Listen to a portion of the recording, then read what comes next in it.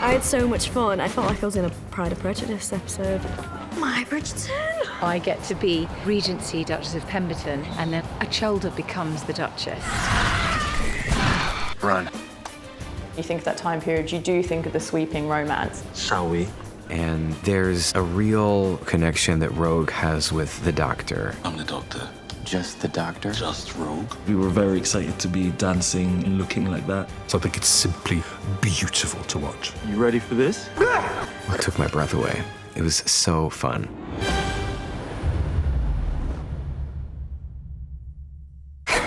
We've had Maestro, we've had an ambulance, we've had all sorts of enemies in this, but not your classic Doctor Who monster, go and kill him like that. And so that's what I said, please can we do that?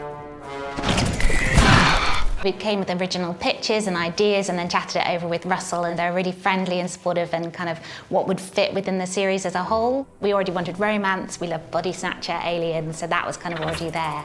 And then putting it in that more historical setting and making them bird monsters was kind of developed together. Oh my God, the Chulder are amazing. The Chulder's like crazy bird faces. We're gonna cosplay this planet to death! I don't know what I was expecting. Just didn't expect them to still be in their gowns. I mean, it's a good look. I want to be him. I want it.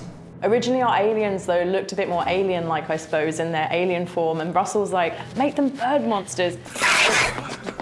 I've got quite a history on Doctor Who of using animals. I've done rhinos, and we've had cats, we've had pigs, and here come the birds. And don't I look fabulous?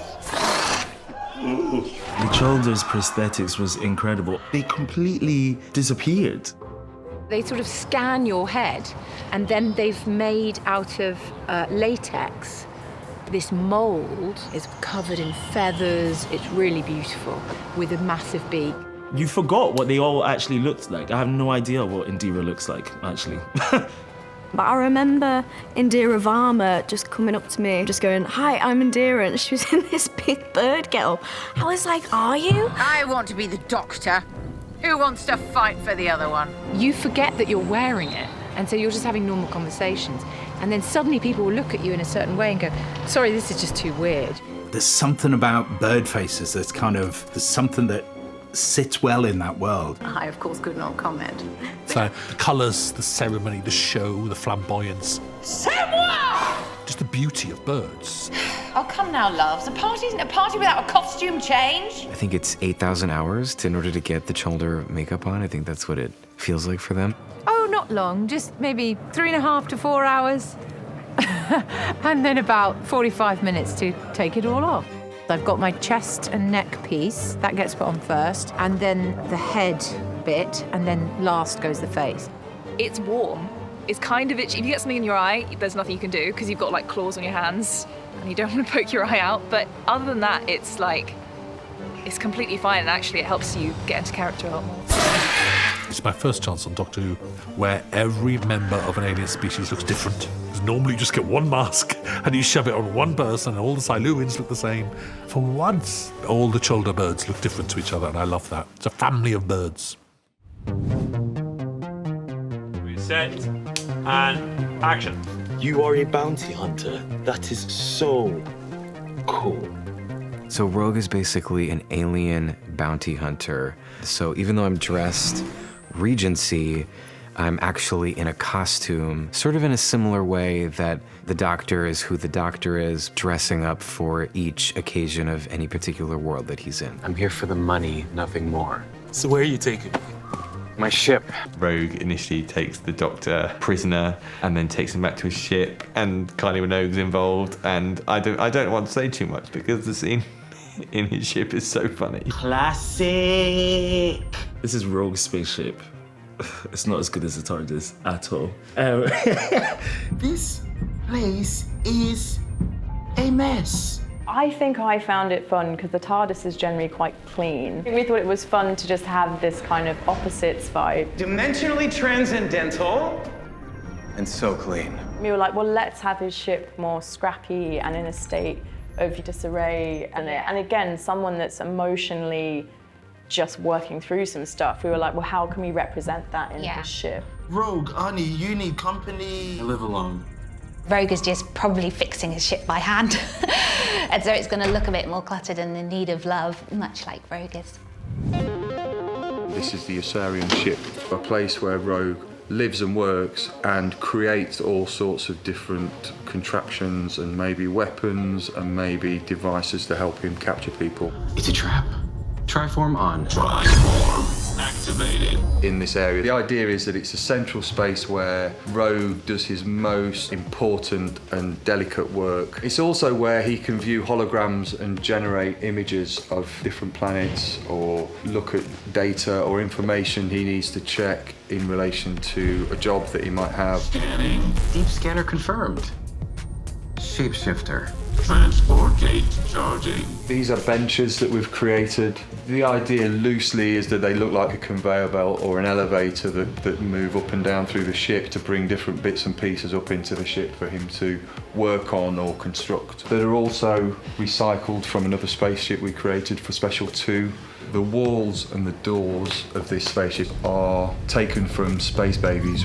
80% of this is recycled from previous sets that we've put together. The trick is we always want to try and reinvent it. We don't want it to look recycled. We want it to look like it's a new spaceship, but ideally when you first see it, you believe it's a brand new set and it's all built specifically for the Asarian. It's convenient because I've been wanting some new shelves over there. Oh, haha. The way we open these doors is a highly technical, mechanical system.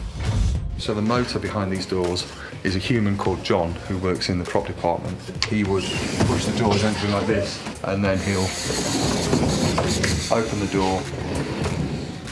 And that's how the high-tech doors of Doctor Who work. Wow.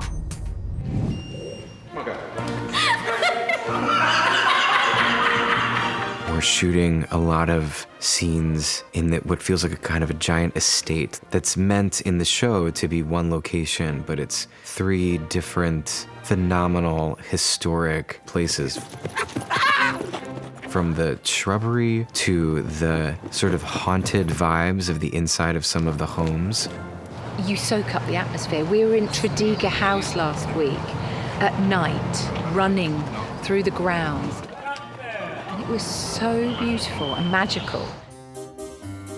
So we are back in Tredegar House, home of many Doctor Who's over the years, but this time we're using the grounds and inside as well.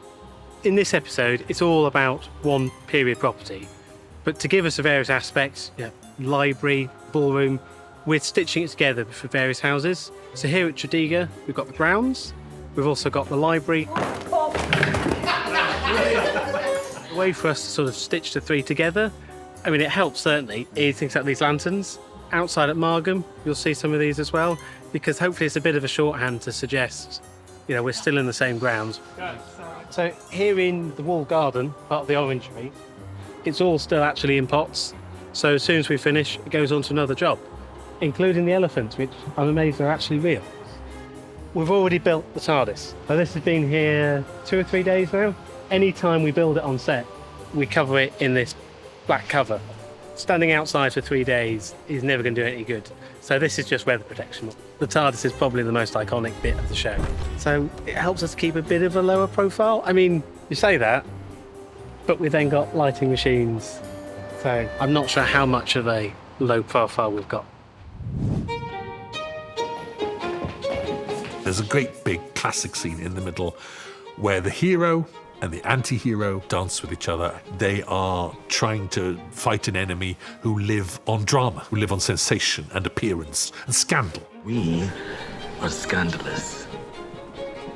Jack Murphy is the choreographer of this episode, and he's a phenomenal guy and a phenomenal artist. And he actually is the choreographer for Bridgerton, so he was on very sort of familiar territory choreographing the Regency dances. He was explaining to me how dance was not, in this scenario, isn't a performative dance, it's a social dance. How is this my actual dream? It's brilliant, isn't it? I think one of the things I do is, because of the acting background, I'm always saying, what are you doing to that person? What do you want from that person?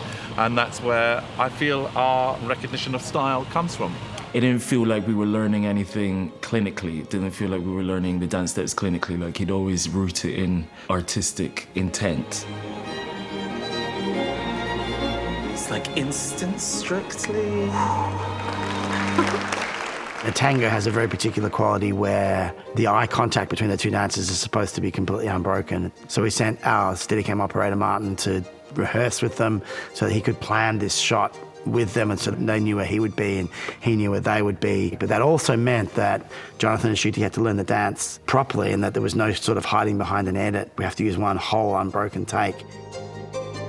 And I was learning how to follow, and I'd never followed before. And I started to cry in the dance rehearsal because there was something about releasing and letting somebody lead that you rarely get the experience of as a man, particularly in this kind of formal dance. I watched their tango and I cried. I wasn't even on camera and I just cried because I was like, I feel so emotional and like proud. I don't know, it was just such a revolutionary scene. There's a moment in the dance where the lights go out and it's a spotlight on the two of us dancing. There was no one else in the room but Ncuti. It took me to a completely different place with him, like we were in the stars together dancing. The worlds I could show you, Rook.